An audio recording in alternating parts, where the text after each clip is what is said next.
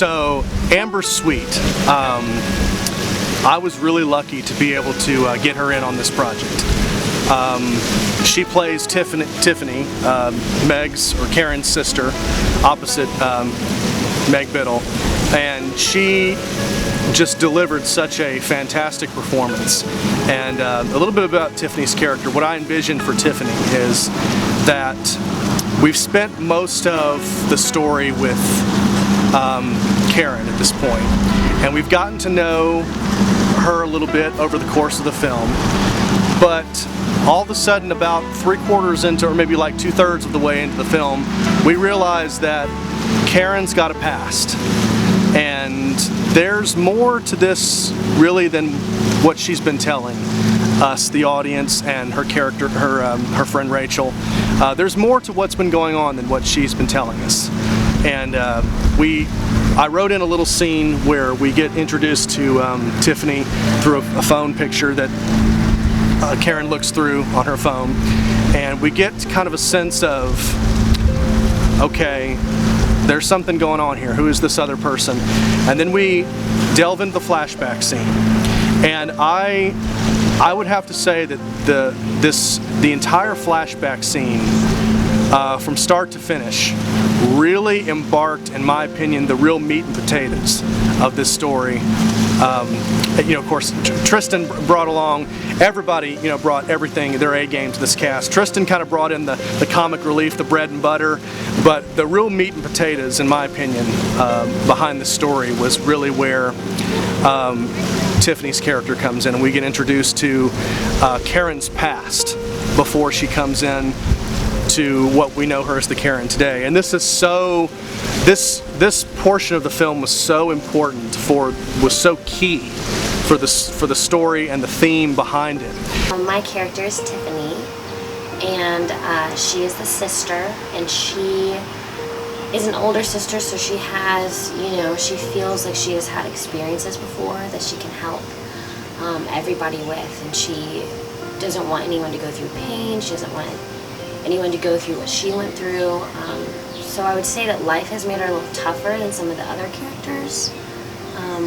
But what I tried to do with her was make her understanding of people's journey and the time, and to not force anything, but to kind of guide, I think, her younger sister and the main, you know, the main character of the story, I'd say. Meg is playing my little sister, and I heard about this project through her.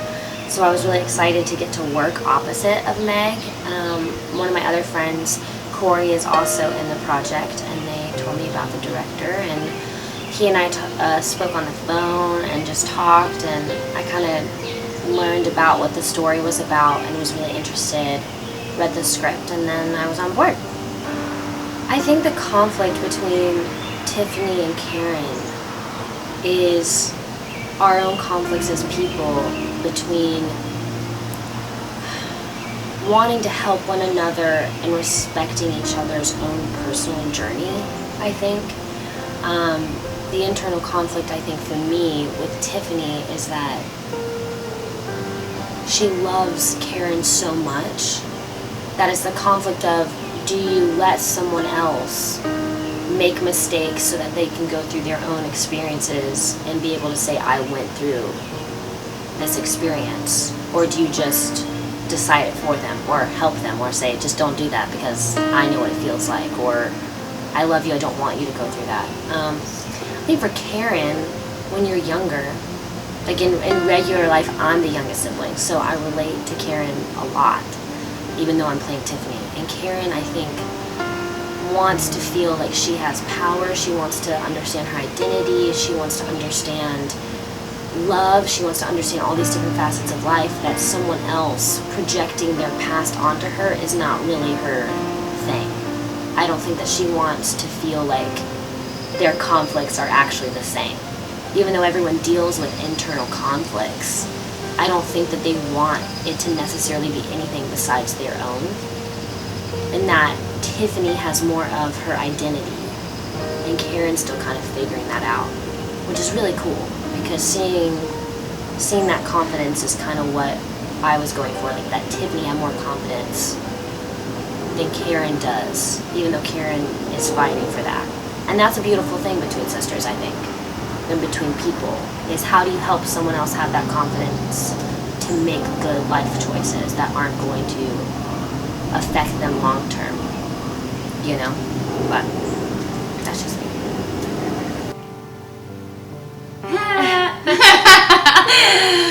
So we play sisters in this film, Yeah. but we're not really in Not life. in real life, but I'm the older sister and she's the younger sister. Uh-huh. And we're very different, I would say, in the film. Would you Yes. say? Yeah. Absolutely. Like, I can be a little wanting to put my own experiences onto her to protect her. It's for good reason, but I think older sister, like, a Yeah. little more naive, right? What would you Yes. say? Yeah. For sure. I think Karen cares a lot what Tiffany thinks, and cares a lot for Tiffany. We find Karen to be this, I guess you could say, kind of a misled, naive kind of girl who doesn't, you know, she's making a lot of mistakes, and she doesn't really know what she's in for. And her sister is kind of she's a fighter, but a fighter in a different way. She's more of a quiet, more bigger, older sister, kind of, you know, been there before, done this kind of idea. And with her parents, with parents being gone, I mean, we wrote earlier in the film that Karen shares with Rachel that the parents have been killed in a car accident. So with their parents gone, generally what happens is, in a family where that happens, is the older sibling kind of feels a sense of responsibility to take care of the younger sibling. So that's basically what happened in Tiffany and Karen's situation. Is Tiffany kind of felt a little bit of a responsibility to kind of play the bigger, older, wiser sister, kind of in a way, to kind of warn Karen of what she sees happening to her. And we have this is a very different Karen that we see in this portion of the film, rather than what we've seen previously. We've seen Karen up to this point as kind of a fighter, kind of a, you know, a go-getter, almost kind of like a I've been hurt, I've been screwed over, I'm here to make a name for myself kind of Karen. And then this is where we kind of go back to her roots, and we see that she was victimized by Rami's character, who basically subdued her and controlled her to the best of his ability. And Tiffany basically warned her about that. And Karen was she was not responsive to it. Yeah, so Tiffany and Karen,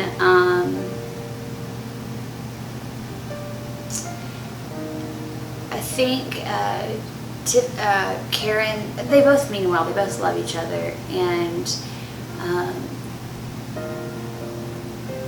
I think Karen's, the way she handles the situation,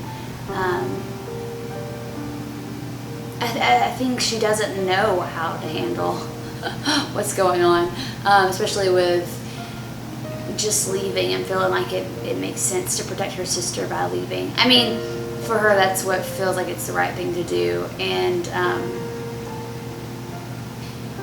so I think a lot of Tiffany and Karen's just kind of their conflict and the way it's resolved I think it has a lot to do with just Rachel coming in and just some of the people that she meets along the way. Even, you know, Maggie, who plays the trainer and my friend, just the wisdom that comes from these characters speaking into just how to handle some of the problems. So I think Karen and Tiffany's relationship is really sweet. I think in the movie you don't really get to dive into a lot of the sweetness of it.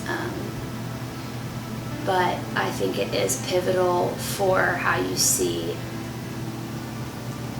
Karen kind of go on to Nashville and run headlong into what she wants to do, and her desire to pursue music. Yeah, I think she has a lot of weight in the back of her head with her sister and the way that she handled that situation. That, I think at the end, when she finally gets what she wants, it's still not. She needs to resolve that situation with her sister, and that means more to her than winning the competition. And it wasn't until the big climactic scene where Stephen, his character's name is Stephen, basically realizes that what Tiffany prophesied, if you will, is true. That Karen really does have a destiny, and it's greater than anything that he could ever go for.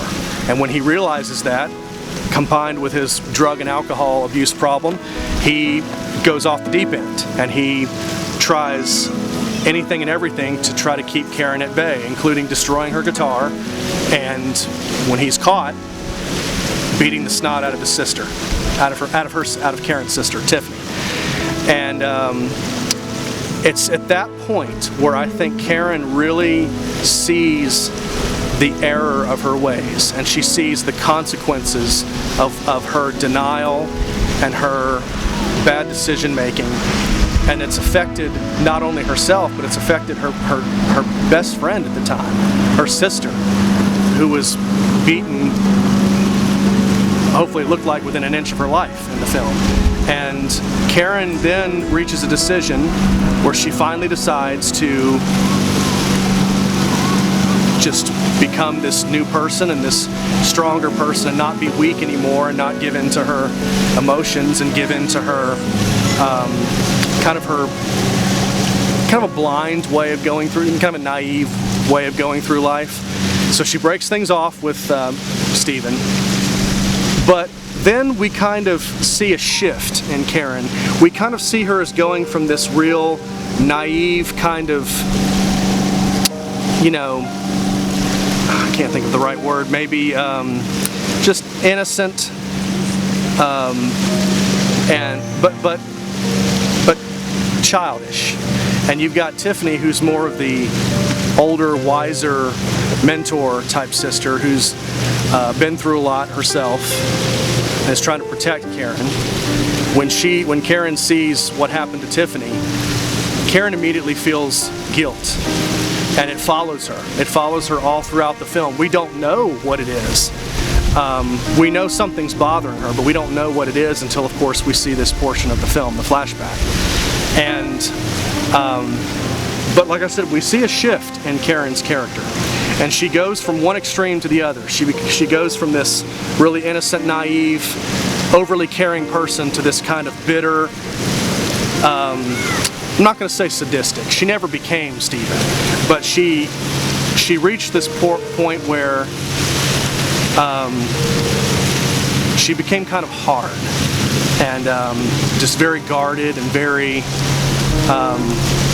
kind of questioning a lot about herself and being buried with guilt. And what I think is so great about when Rachel comes along, who is kind of tired of winning the contest 3 years in a row, she's not going anywhere, she's ready to give up. Her and Karen meet, and they give each other hope. And what Karen does for Rachel is she helps Rachel understand that her life is not a waste, that she's not wasting her time going through the motions doing this kind of stuff, that she's really giving people hope. And I don't think that Rachel really knew that. And what Rachel does for Karen is Rachel kind of helps Karen find that balance, that really healthy balance that she needs.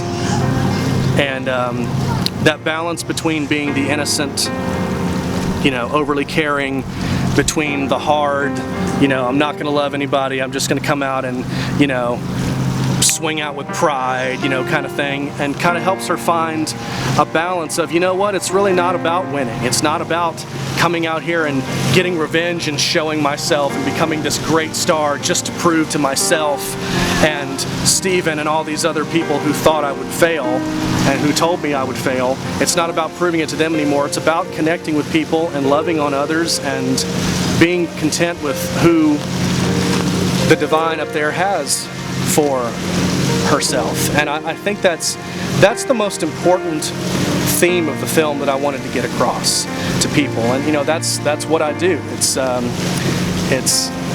ministry. I mean, it's taking a great story and a great theme and bringing it in a realistic kind of concept and turning it into a story. And what I would really like people to get out of this film and get out of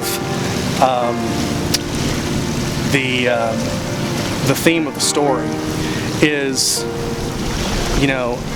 God has such a great plan for everyone, and that He knows us better than we know ourselves. And I continuously watch all of my friends and a lot of people that I know constantly try to swing back and forth between the two extremes. And it just really seems like they have no direction. And they have no real sense of what is going on here. And I hope that this story will kind of shed some light on realistic scenarios and helping you kind of find who you are inside and find what real success and what real life is all about. And I really just felt that this film hopefully conveyed that message to the audience. I hope that it's a great epic story of finding yourself and learning how to love others in spite of being hurt and learning how to forgive. Going back to Amber Sweet's character, Tiffany, one thing that really impressed me about her performance was just the convincing, overwhelming sense of love and forgiveness that she displayed in the final scene. Just taking God's love that we all dream of and kind of just manifesting it in a physical, I know this is a huge compliment, I'm not trying to just blow smoke, but I'm literally saying that her character has literally taken God's love and has humanized it in front of our faces on screen. And I think that the forgiveness in the very end is such an incredible an important key moment in the film, because I've seen so many scenarios that have played out in real life, kind of like the flashback scene with Karen and Steven's and Rami's character, that have not ended so well. I had a friend, someone very, very, very special to me, that went through a horrible bunch of domestic abuse. And I touched on it a little bit with Wandering Hearts, with the abuse a little bit, but I really wanted to bring it out full circle and really in a long narrative kind of story with this project. And I felt like, as wonderful as the film was, at this point it was kind of too light. And I really didn't feel that the audience was really taking this seriously. So the flashback scene, which included Tiffany's abuse, really kind of took a dark turn for the film. And most of the rest of the film, we're kind of in like this dark limbo mode. It's the film continues to kind of remain dark through Karen and Rachel's kind of dark night of the soul, night before the final Nashville day. But I really wanted to, and I wanted to pick the perfect film to really do this, because domestic abuse is not really something that I like to, I try not to do too much of it, because if I do, it feels like I'm glorifying violence, and that's not the case. I wanted to pick the perfect storyline to incorporate this kind of tragic behavior, to kind of really make a point here. And I felt like I did that, and I feel like both girls in the story, Tiffany and Karen both, rose from the ashes of the horrible injustice that was dealt to both of them. And I think that it was a dark place to go, but I felt that it was worth it. I felt that it was, I felt that it was a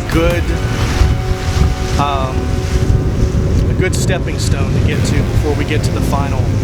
It made the sweet ending all the more sweeter, because I'm afraid that if the film was too light, the story was too comedic, that we really wouldn't have the impactful ending that I really felt that we had.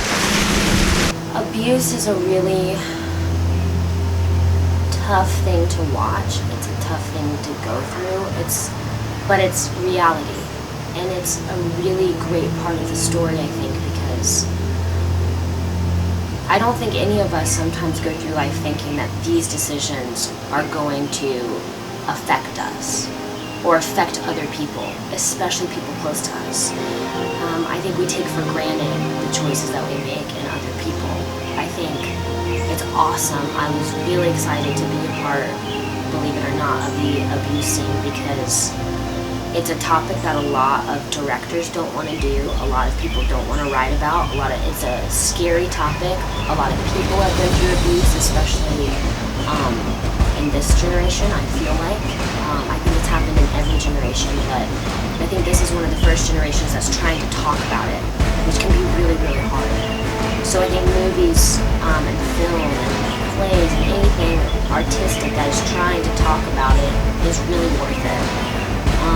For me, it was one of my best acting experiences because I've never done anything like that, and I felt the emotion just came right away. Like, I really believed that something was really broken within that scene, and getting there emotionally, I just felt like it came naturally because it's such a tough topic. I feel like people should be drawn to tears about that topic without even needing any help with it.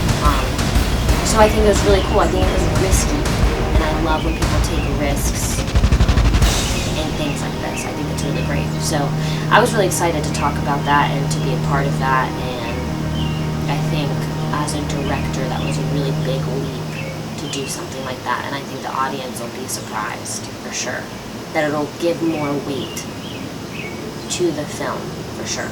So Mason Guevara is one of my fellow students at school, probably one of, if not the most talented of our entire film department, and I'm very lucky that he chose me as one of the major people to work with, and all of him and his friend Logan. They already have their own company that they're doing, and they're already producing their own films, and I'm kind of the rising talent as far as they're concerned. But Mason was a trooper, man. He was my director of photography for this film, and he was my editor and did portions of the score as well.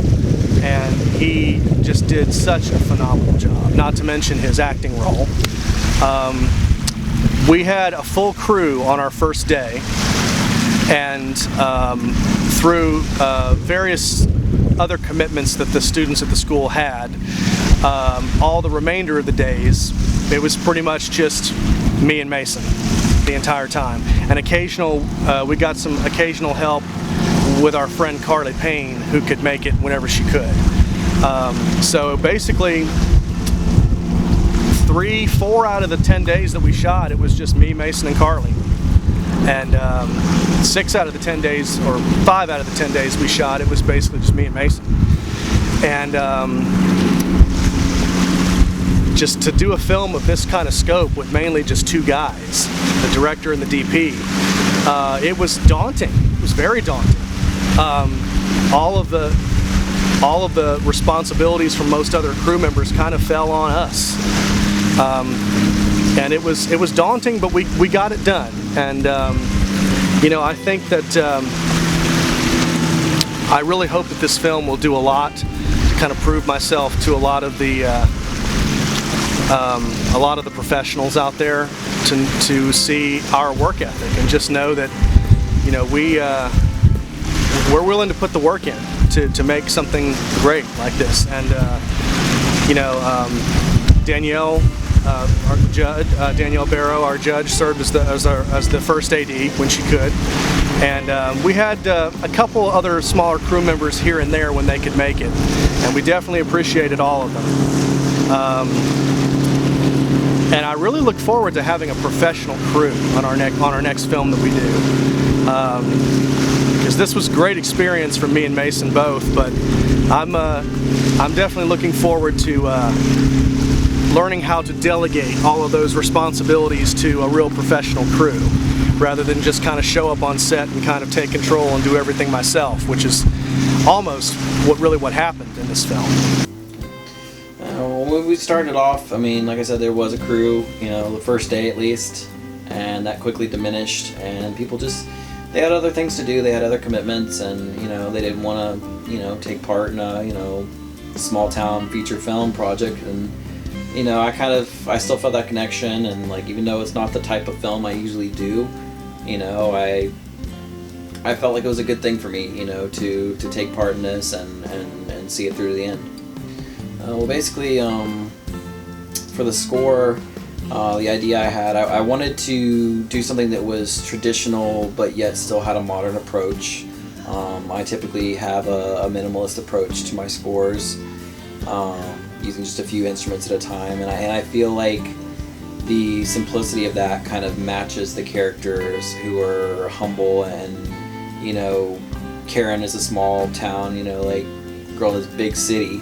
And I feel like the music kind of reflects how she feels so small and, you know, insignificant, basically. And of course there's moments where the music's more dramatic and emotional, and I try to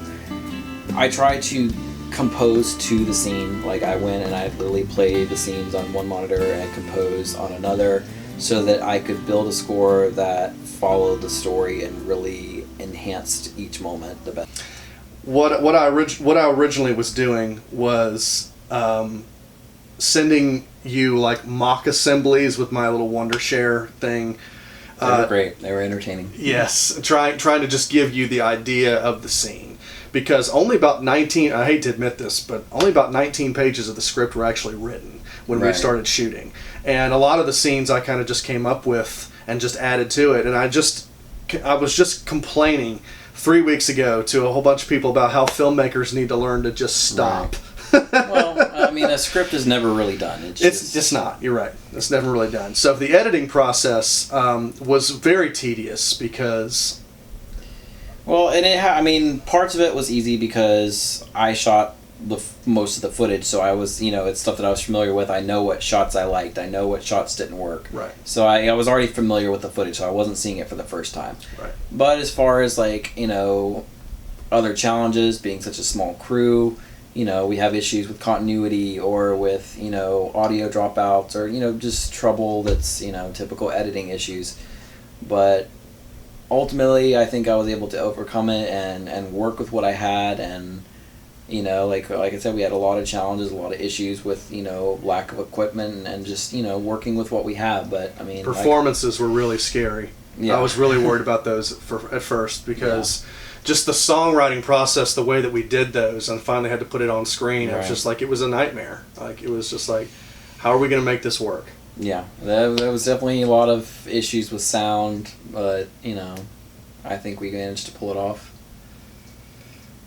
So we are definitely excited to bring this movie to you, and I want to thank this man right here. I consider this just as much his project as it is mine, and I definitely thank you for your honesty and support throughout this, not only personally but professionally, and it's really helped get me through. So we're definitely excited to bring this film to you, and we've done enough talking. We'll just let the movie speak for itself. There we go.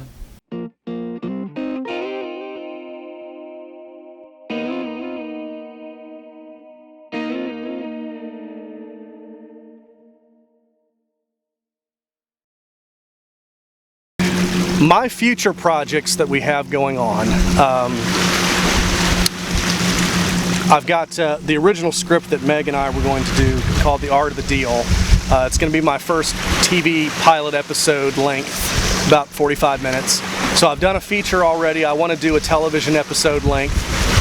short film, I guess. Like I said before, I'm not really into the whole short film things, but I do like television, so I would like to start at least do like a pilot episode TV type thing that could potentially be turned into a series. So The Art of the Deal is the next project we're going to do. My friend Maddie Woodward and I, we're going to put together a short film for this summer. Then we have, we're going to finish up the Sunny D anthology. So for those of you who have tuned in to a lot of what I'm doing, you'll get to see the Sunny D stuff finally come to life. And then I'm going to put that to rest. And then for my senior capstone project the following spring, I'm going to do another feature. It's a romantic comedy. I'm going to have Tristan Crow in the lead. And I'm not quite sure who I'm going to get to play opposite him just yet. We're waiting for some provision. But I'm really looking forward to the storyline behind that, and I'm really looking forward to what that film will do. And then I do have, I'm not going to say very much about it, but I do have a faith-based feature that I'm going to be doing in between all of this as well, that I hope to encompass a lot of Nashville's talent, actors and musicians, and I've gotten to meet quite a few Nashville actors and film people already, and I'm stoked. I'm stoked about getting involved in mainly the Christian film market up in Nashville, and it's I just can't wait. I can't wait to see what the big man has in store for me. So let's see here. After this film, I feel like I've really wanted to just continue going with everything with that with film. But some of the next projects I kind of have set up. I have 2 films kind of set up with John Michael. You know, surprise. But we're doing 2 really cool films. I'm gonna be part of one. A bunch of dudes running around. I can't say too much. But it's going to be very interesting. A bunch of great actors and actresses are going to be part of that, and we're going to have a great story. But the one I'm most excited for is the one right after.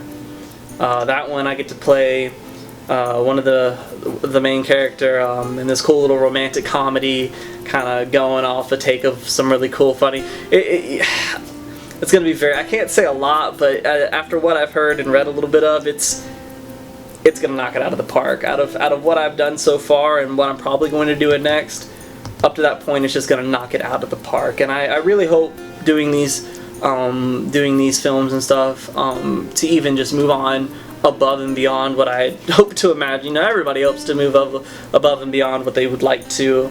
But for me, I'd like to make it through the next 2 films, see where it leads me. You know, you never know what kind of doors will open. You don't know what God can give you. Being able to jump into different little things at a moment's notice, even having things planned out a whole year or 2. I like the challenge. I love the surprise, you know, different things. Being able to work with my friends, as well as new people that I get to meet. Meeting new people is amazing. Even with this next up film, even the one after, I get to work with a good buddy of mine, Levi, on this setup. And I really can't wait to work with him. It's going to be phenomenal. It's going to be a great time. Dude, this next film though, y'all don't even know what you're in store for. Like, these next 2 films, you know, you haven't even seen anything yet. It's top dollar. So, you know, I had such a good time working with John Michael on this film. We actually have another film coming up. It's called The Art of the Deal. It feels more of a comedy.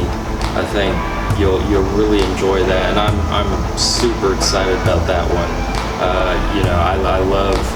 I'm a bit of a funny guy, and you know, it parlayed a little bit in this shoot for the movie we're doing.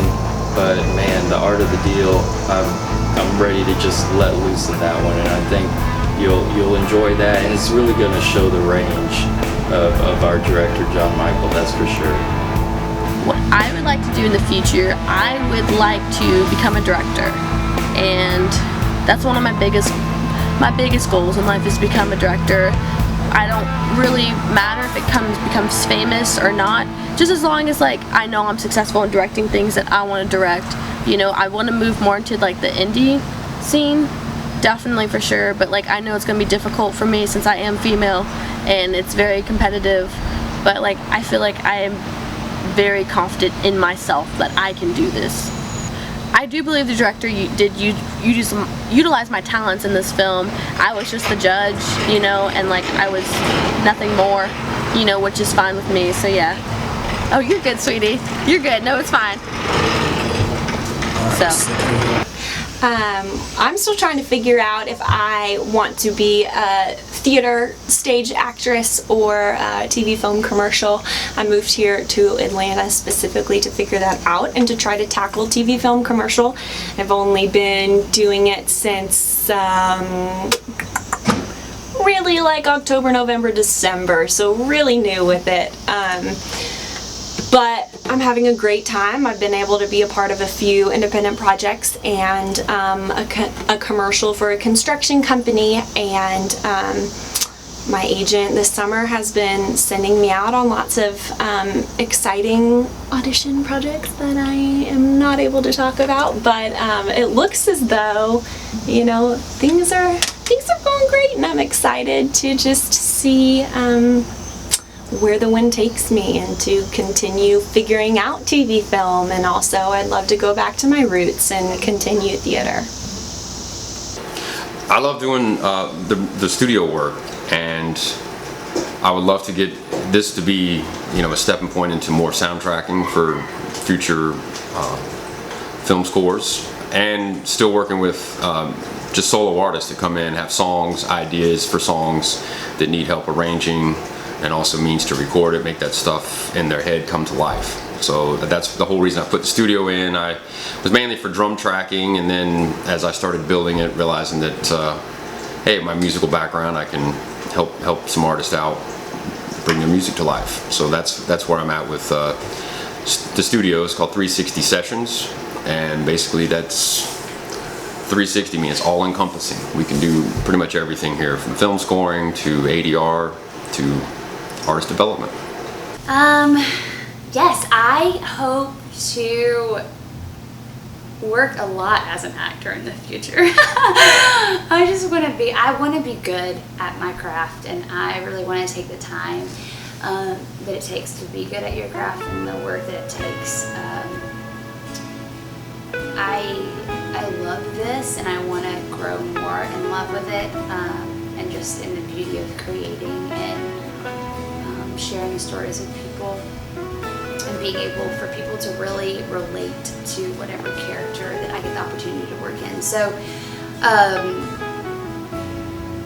if I'm speaking literally, yeah, I would love to do a, you know, professional SAG feature film and be in that. I would love to be a reoccurring role or whatnot on a TV show. I would love to do commercials and get into voiceover acting, and there's a lot of things that I would love to do. I would love to be back up and dance and singing and grow more in that area as well. I want to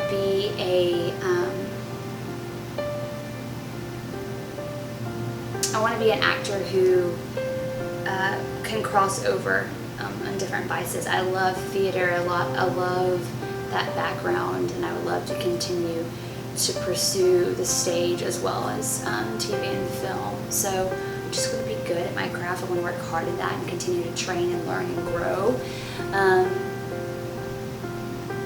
and be able to take those experiences and that learning that I receive from other people and share that with others. So I hope I'm always growing and learning and sharing. But yeah, I hope this film can open up opportunities for all of us. I hope it opens opportunities for me, that, you know, somebody will see it and, you know, be impressed by my work and, you know, see my names in the credits and go and see what other stuff I've done, because I definitely have a lot of stuff in the works, from my music compositions, my other films that I'm working on, the series that I'm directing. I'm really excited to see what kind of, you know, doors this opens for me and what opportunities. I mean, that's what it's all about. You know, we all help each other out, and, you know, we work together in hopes that one of us gets famous and the others get recognized for their work. All right. So working with John Michael as my director. No, I'm just messing. He is. I want to say he's one of the few directors I've actually worked with, and I love him to death. He's great. He was very helpful with different scenes, being able to help me get into certain parts for my character Scotty, even with some of the other actresses and actors and stuff that I had seen. He was there kind of helping around, like, I'd like to see this, try this out. You know, see what we can get here and go in. Let's do another take or so. Let's see what we can get out of your potential. We want to get your best potential for this film. Nothing half-assed. You know, we want to get something right off the bat. Want you at your top prime. We want you in your prime. I loved working with him. He was so reasonable, so down to earth. If there needed to be a date change, it wasn't always cut and dry, but he would do his best to contact, get a hold of everybody, get things to where they needed to be, and somehow it worked out. We did good so far. It was working out, regardless of the few scares we had as a group, trying to figure out like where we were gonna film at, what we were gonna do, you know, little side things. But I feel like overall he kept his composure very well together when we were on set. When it was time to film, it was A game. We were all ready to go.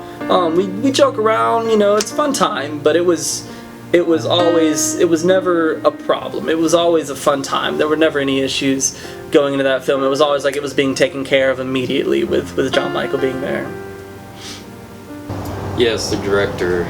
John Michael is his first movie, first feature-length film.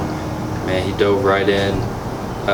You couldn't tell it was his first one. He had everything lined up. The boss in charge. He had, you know, it was very, very good. It was a very good work environment, which is important to put on a good film. So it was rather enjoyable to work with him and to see his vision really come to life, because man, that was his deal. He was super excited about it, and you could tell, and you were able to feed off that energy. My experience working with the director was positive, but it was my first time being on a UNG film department set. So I was a little nervous at first though, but I was surrounded with all my friends, so it helped a lot, and I was just anxious. But overall, the experience was pretty good, and I enjoyed it a lot. Yeah, it was a good experience working with the director, John Michael. It was fun to just create alongside with him, and he was very much open and willing to take suggestions and critiques, and so it was a very collaborative process, which was really nice and exciting. I was stretched in ways of scheduling. I'm a very big scheduler and love having my planned time weeks ahead of time, and so when I originally signed on to this project, it was definitely for a shorter period than it actually ended up being. But again, that's just all a part of the creative process, and how you know, we all had a passion to make this the best that it could possibly be, and so it required extra time, and that's the way it is. But it was definitely exciting working with him, because I'm new to film. I've always done theater, and I'm currently switching over, and I know it was a new project for him as well, and so it was just exciting to figure things out together. Okay, so working with John Michael has been really fun. It's been a cool experience. I always love meeting new people and working with new people who are just solid people, who have good morals, and who like to treat others with kindness, and that means a lot to me to work with somebody like that. And John Michael is definitely one of those people. So. John Michael's great. He's been very professional. I always love people that are on time, professional. They keep things going, keep us on schedule. That's the most professional thing right there. Showing up on time. I used to tell my students. I am a teacher as well. I tell all my students, it doesn't matter how good you are at your instrument, you have to be on time and be prepared. and John Michael's always on time and prepared. So, kudos. I've known John for a number of years now, and we've worked on some smaller films together in the past where I've done some editing work for him or some sound editing, or I've provided him with some sound effects to use in other shorter films.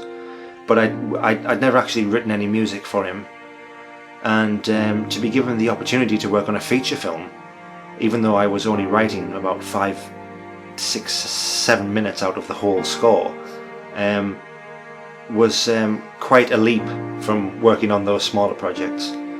And what I like about John is that he's very open to other people's points of view.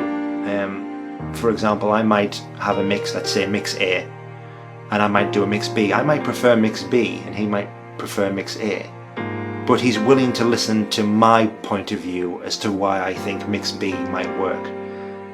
He's not one just to disregard the views of others and just say this is what I want, this is what we're using. He's not like that. He's very willing to listen, and he's respectful, and he's understanding, and those elements are all, those traits are very, very good for anybody working in the film world. Film is a collaborative medium, and the only way a film is going to really work, I think, is the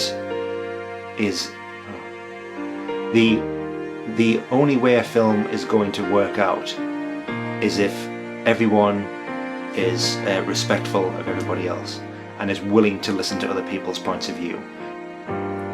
Obviously a film has a director, but they can only really bring their vision to life if they're willing to work with, understand and respect the viewpoints of others. And I definitely got that feeling working with John.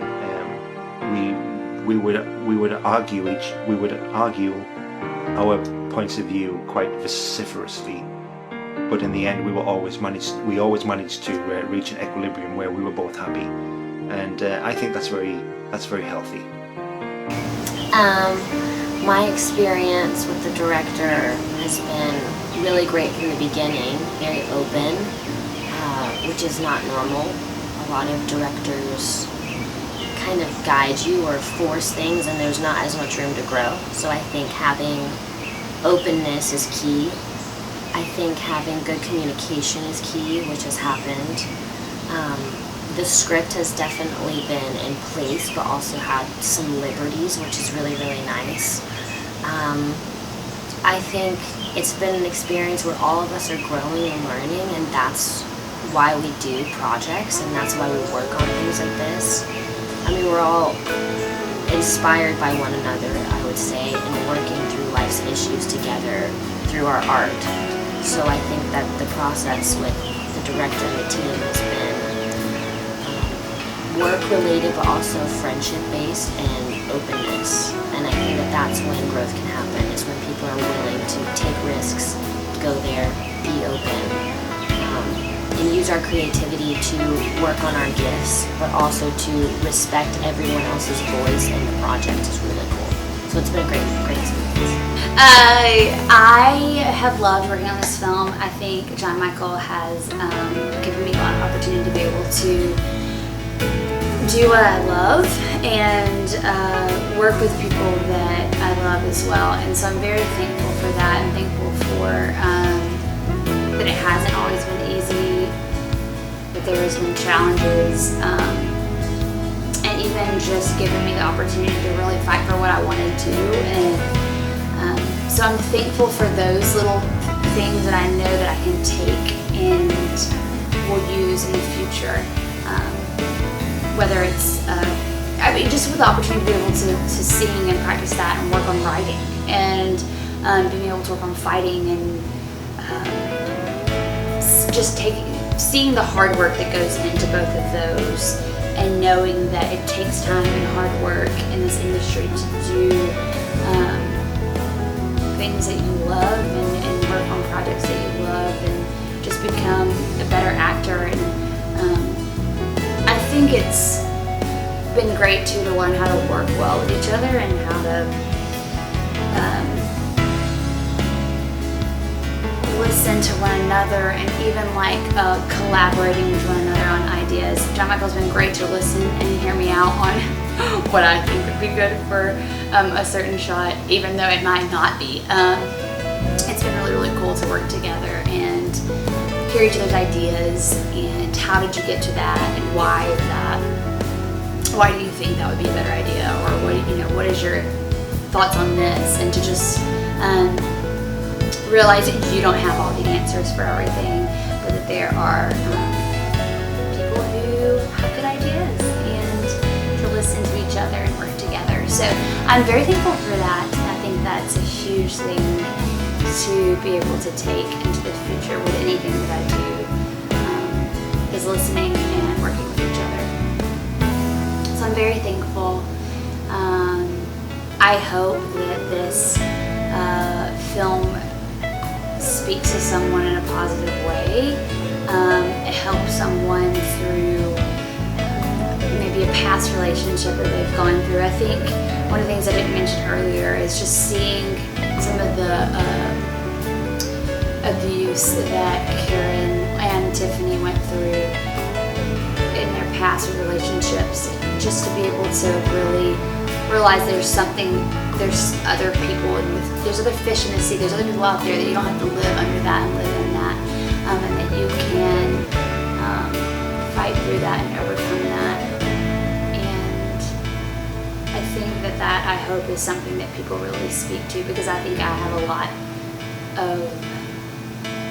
with my past, I can relate to that in some level with that character as well. So I hope it speaks to a lot of people. I think it's been great. I've loved the journey, and I know it'll be something that I continue to draw from in the future on just the wisdom that I've learned through working on this project. So yeah. Working with the director, I mean, it was a lot of fun. It's been great to watch him grow. I mean, everybody has to start somewhere, and I think he already had a lot of passion and was just trying to catch up in terms of experience. And I think throughout the creation of this film, he's come a long way.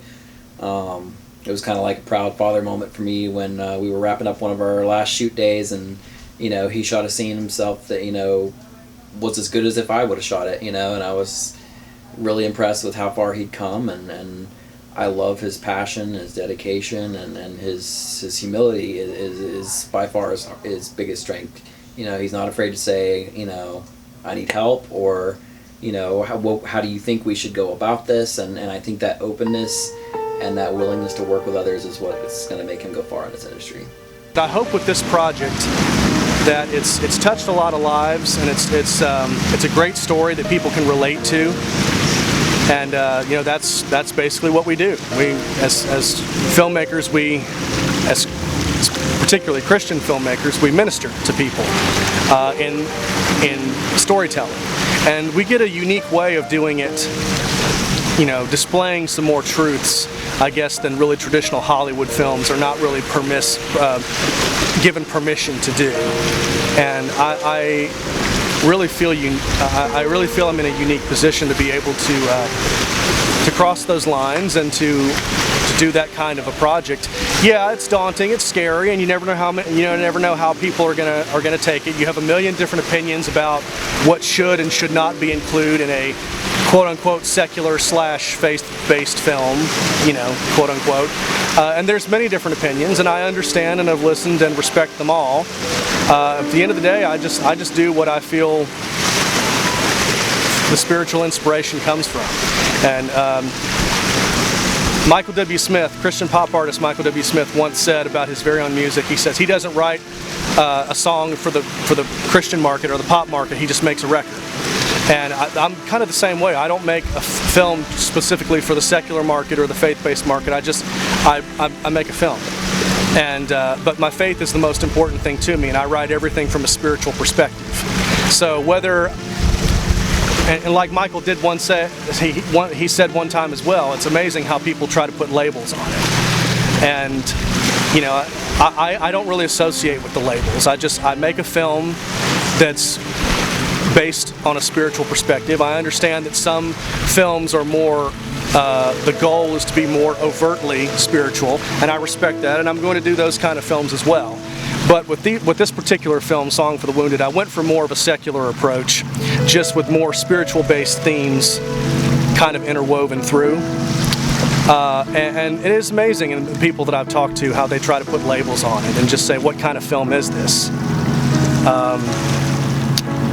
It's hard for me to answer that.